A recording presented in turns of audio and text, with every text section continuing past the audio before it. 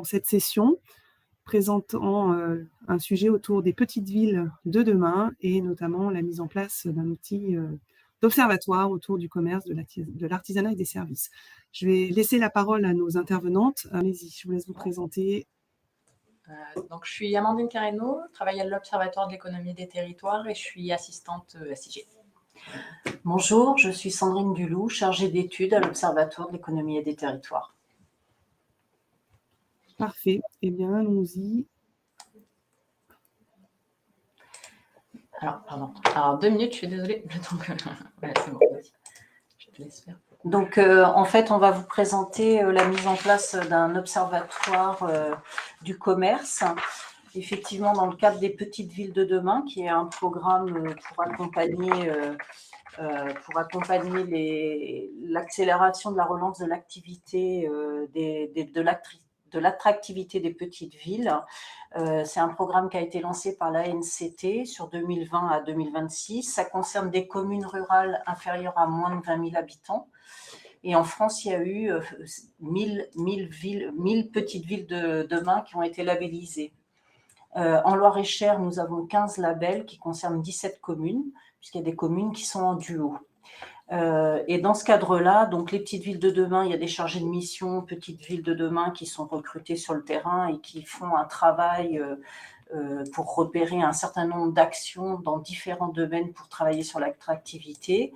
Et parallèlement, au niveau départemental, nous avons monté un partenariat avec la DDT, la CCI et l'Observatoire, financé par la FNADT, pour mettre en place un observatoire de l'offre et de la vacance commerciale, qui est souvent un élément important dans cette attractivité. Donc, l'objet est de recenser et qualifier les locaux commerciaux, mais de le faire à l'instant T, de façon sur le terrain et de façon concrète, et puis d'essayer de le pérenniser dans la durée pour faire une analyse dans le temps de l'évolution de la vacance et de l'offre des commerces. Donc voilà, et pour faire ce travail, eh bien, nous avons fait appel au WebSige. Donc je vais laisser Amandine prendre la suite. Dans un premier temps, on a travaillé en partenariat avec la DDT qui a créé une couche SIG pour essayer de recenser tous les locaux commerciaux vacants, donc à partir d'une base de données Sirène, d'un croisement de données Sirène, BPE et RPE. Et URP, pardon, établissement recevant du public. Et de cette couche-là, ensuite, Sandrine est allée sur le terrain pour recenser donc, sur les 17 PVD que compte le Loir-et-Cher, pour recenser tous les locaux d'activité qui soient vacants, mais également occupés. Voilà. Donc pour cela, on a créé un formulaire d'enquête sur Survey 1, 2, 3 Connect. Elle a utilisé, donc là, je vais vous laisser peut-être partager mon écran. Parfait. Voilà.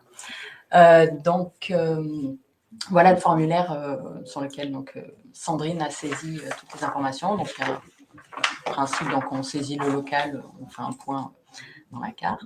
Ensuite, on saisit un certain nombre d'informations, donc le nom du local, par exemple, des informations liées à l'auteur, mais donc principalement la situation du local, s'il est occupé, vacant. Donc, occupé, on s'est intéressé sur l'usage du local, industriel, artisanat, commerce.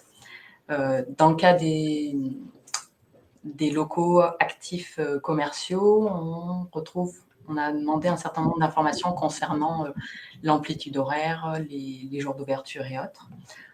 On a recensé aussi un certain nombre d'informations concernant la présence numérique, merci, donc le site internet et autres. Également sur la qualité des devantures. Donc là, ce sera sur que le local soit vacant ou occupé.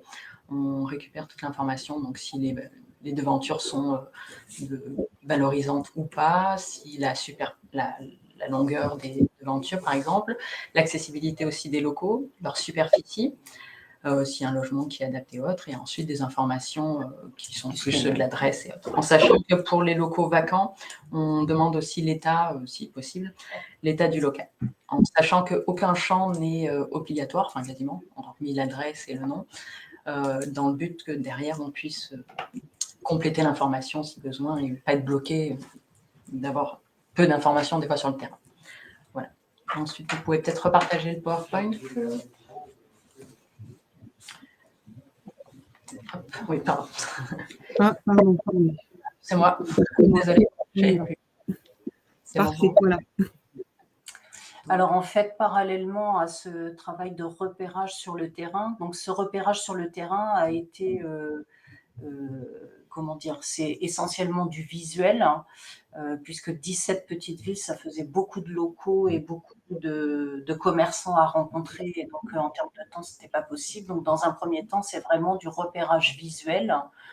Et ensuite, il y avait des entretiens avec les chargés de mission PVD, les élus, un ou deux élus, et aussi éventuellement des développeurs économiques en fonction des structurations locales, qui nous permettaient à la fois de mettre à jour un certain nombre d'informations, mais aussi de compléter par un formulaire Lime Survey sur des données plutôt sur le cadre urbain du centre-bourg, sur les aménagements, sur les infrastructures qui sont présentes, les circuits piétonniers, etc., etc., sur aussi les dynamiques collectives existantes ou non au sein de la commune concernant les aspects commerçants, les associations de commerçants, les relations entre la commune et ses commerçants, pour après travailler une analyse plus approfondie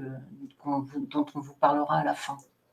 Voilà. Et puis ensuite, il y a eu une mise à jour d'informations au bureau, notamment sur la partie présence numérique, où on a pu mettre un certain nombre d'éléments, de voir les sites internet, etc. Et donc ça, on a... Donc là, on peut peut-être vous présenter rapidement, partager mon écran. Donc, je ne sais pas si vous voyez... Vous voyez mon écran? C'est bon? Non. Vous nous entendez? Oui, oui, pardon. Oui, pardon. Pas de souci. Un collègue bruyant à côté, j'avais coupé mon micro, mais pas de problème. Je vois votre écran, allez-y. Donc, on a développé un petit outil, un WebSich sous Arcopal Builder. Donc, dans le but, c'est donc on voit en temps réel tous les. Donc là, on est sur Saint-Aignan, par exemple. On voit tous les locaux que Sandrine a saisis sur le terrain.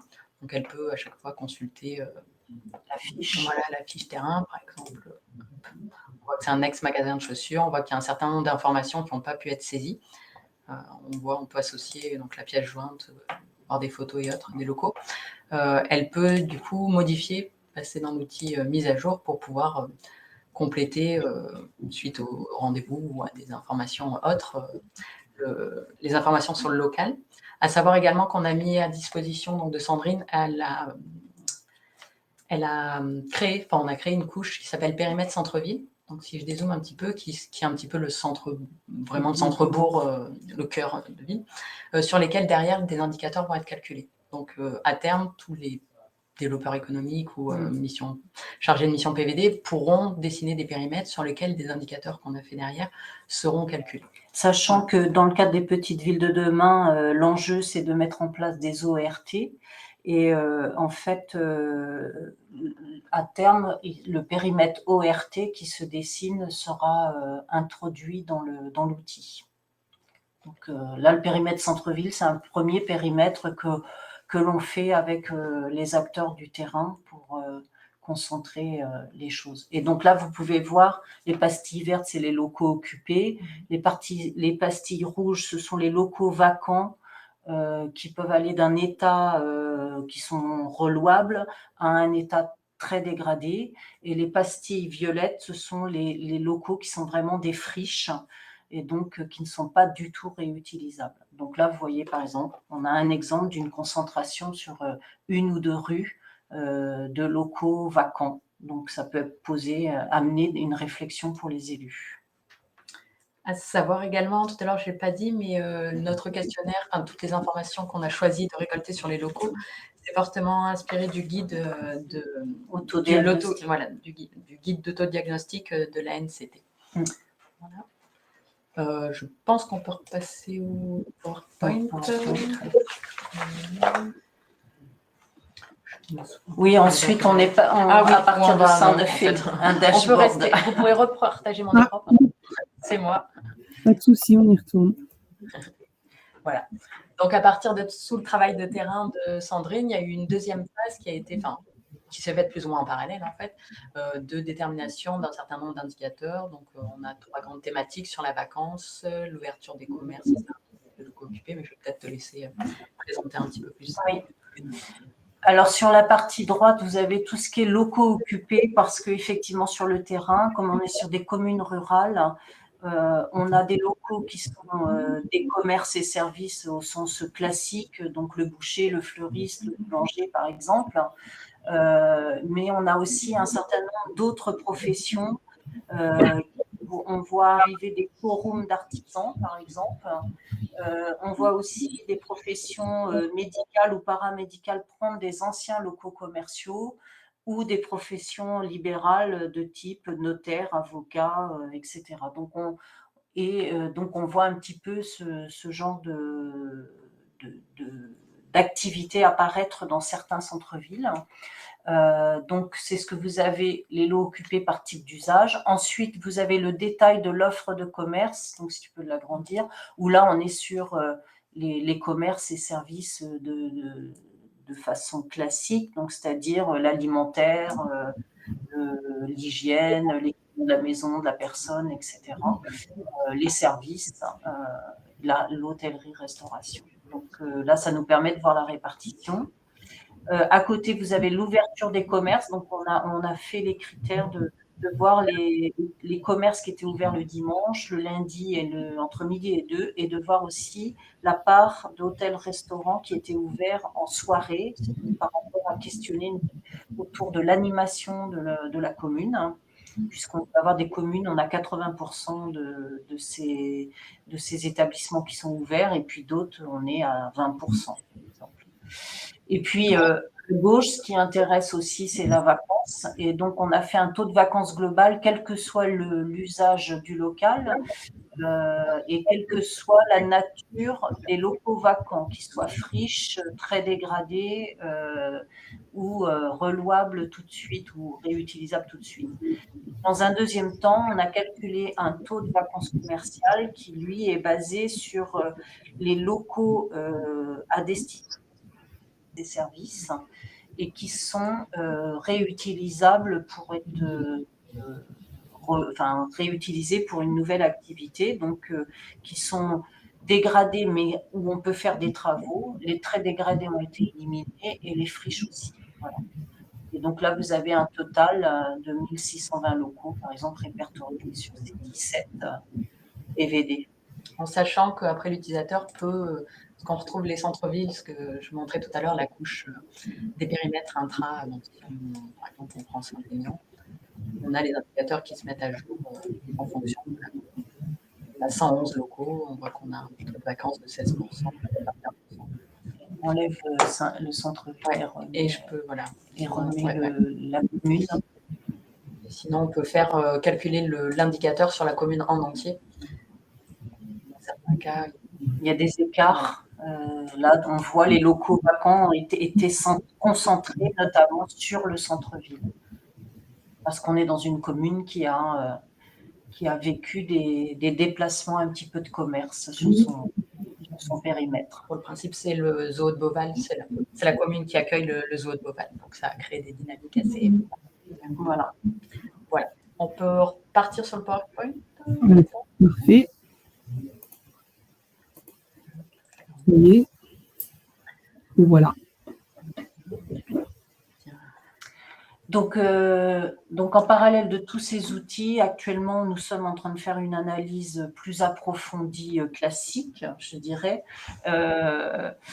sur par PVD, par Petite Ville de Demain, mais aussi la comparaison entre Petites Villes de Demain pour voir essayer de repérer des facteurs qui influent sur l'offre et la vacance commerciale.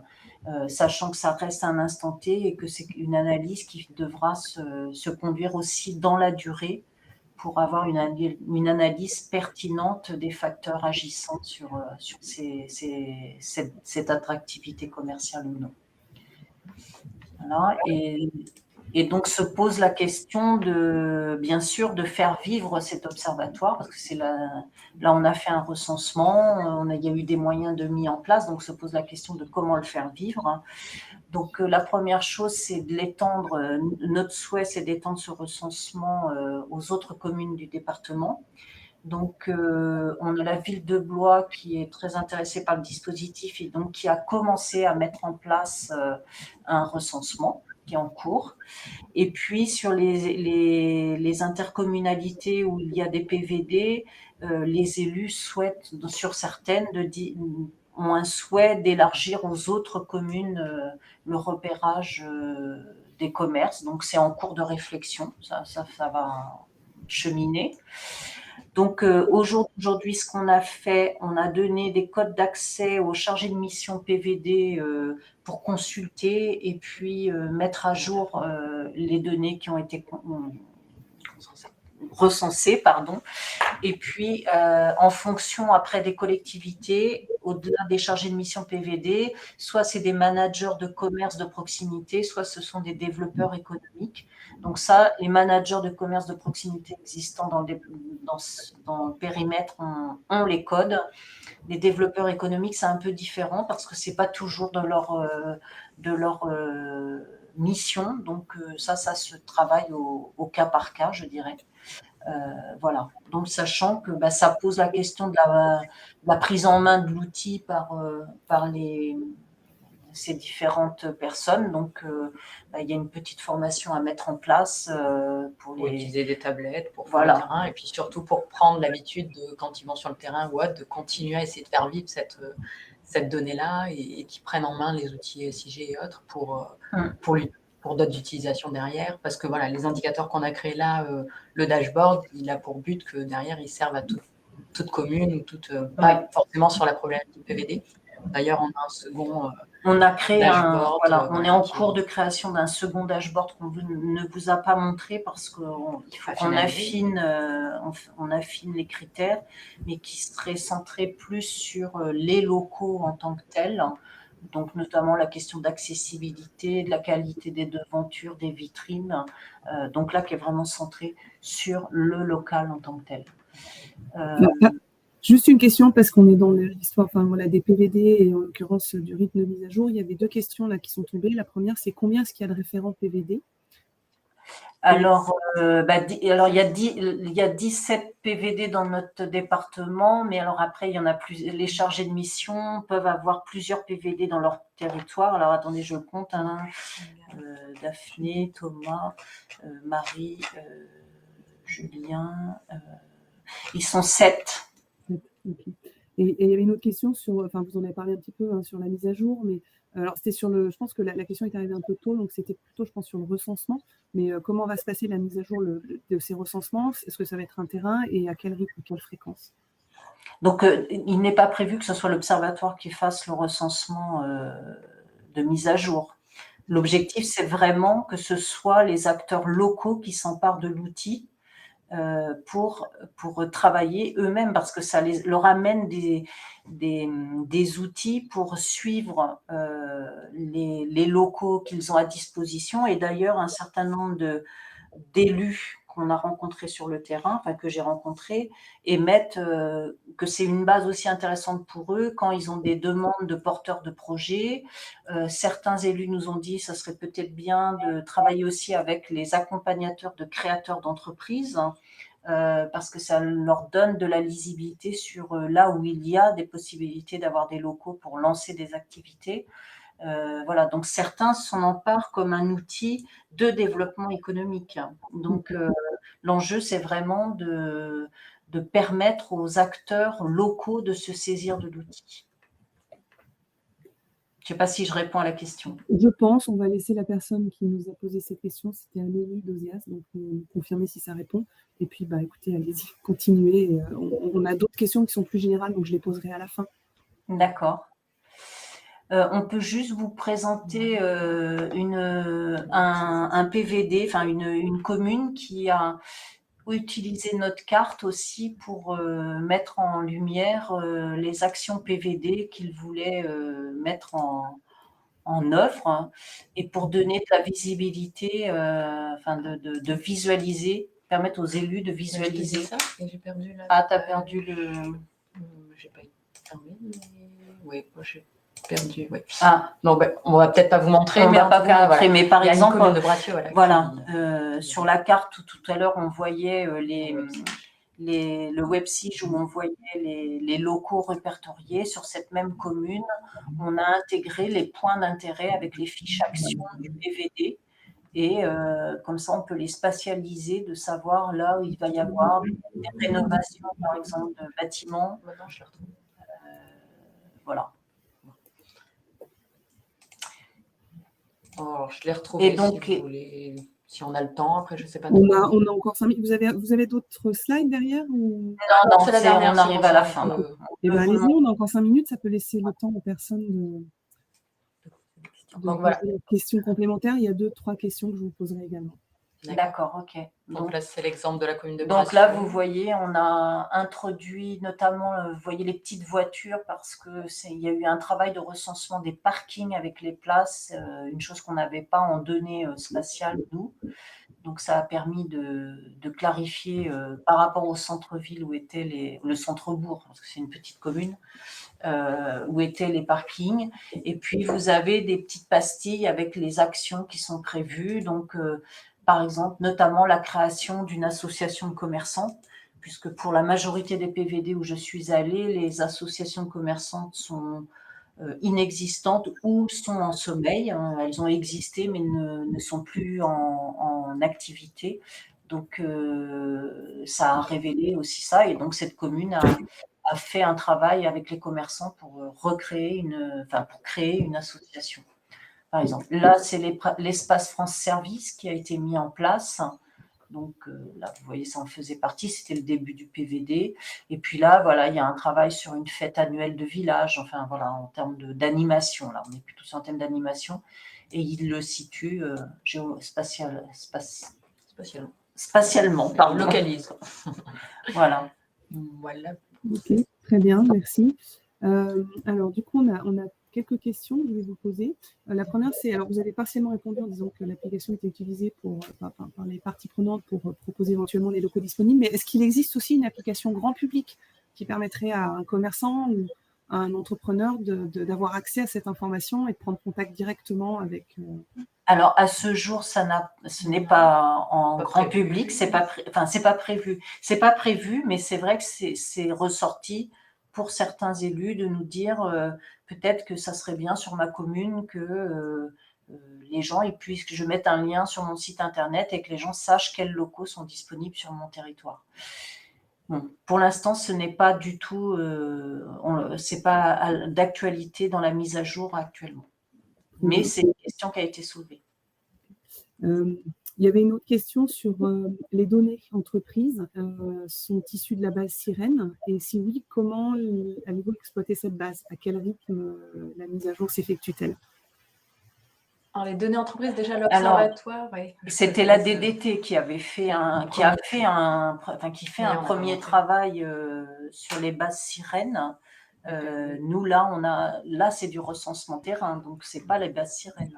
Et puis de toute façon, le travail qu'avait fait la DDT en croisement Sirène, BPE et ERP, c'était pas. Enfin, après, quand Sandrine est allée sur le terrain à confronter la réalité, on était très loin. C'est compliqué, quoi. Il y a vraiment que le terrain qui peut. Disons qu'on a mis en lumière des écarts, mais qui sont liés à des problématiques techniques, puisque la Sirène, c'est lié à des déclarations, des aspects juridiques. Donc, il peut y avoir des délais de traitement qui sont longs avant qu'ils arrivent, et que la vacance, elle a lieu depuis un certain temps avant qu'on ait l'info dans Sirène.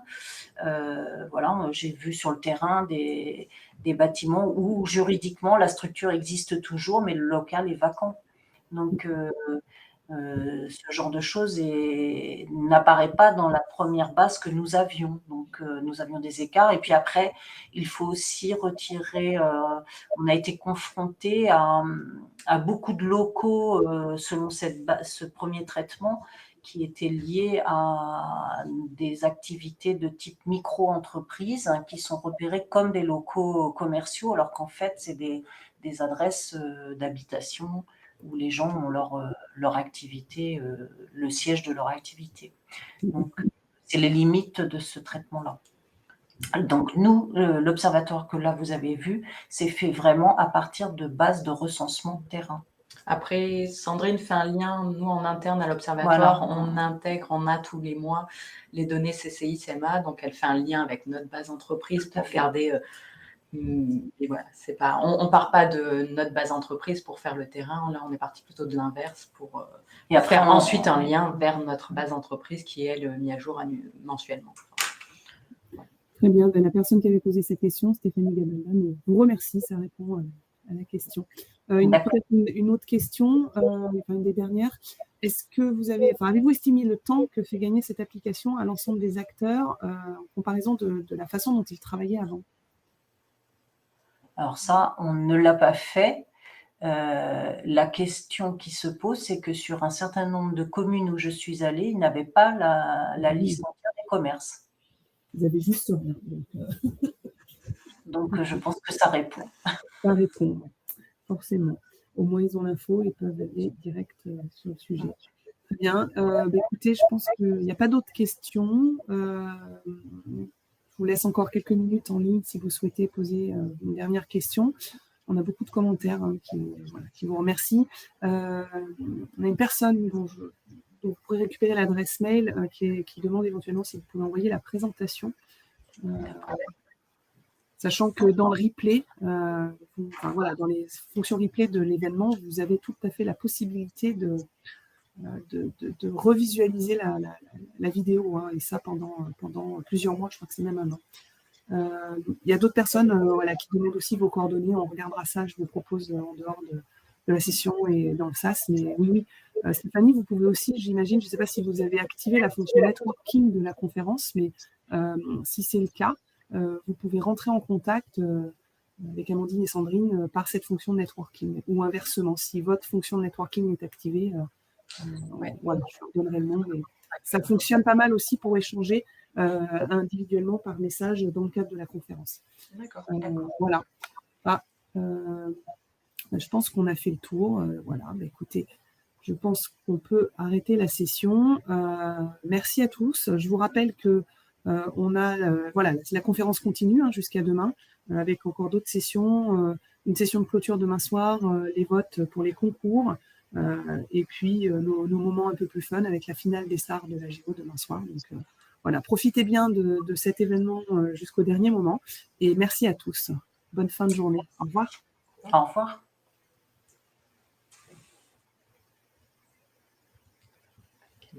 Vincent.